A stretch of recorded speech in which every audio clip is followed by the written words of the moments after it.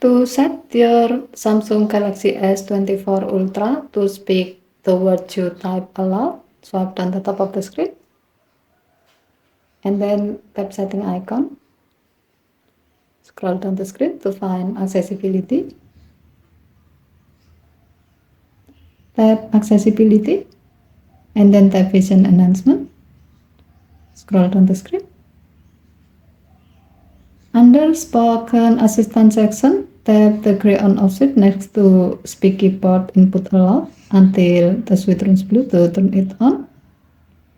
Next, tap speak keyboard input allow. Under what to read section, select words. To see how this feature works, open an app where you can type something with your keyboard. As the example, we will create a new note.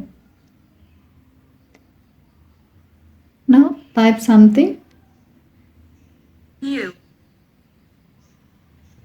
have to read this.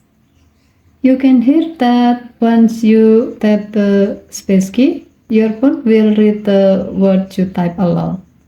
Given to the function, you can use this feature to help you make sure that you have typed the right word by hearing the spoken feedback. As the example, if you have a vision problem like low vision or else. Okay, thank you for watching. Have a nice day.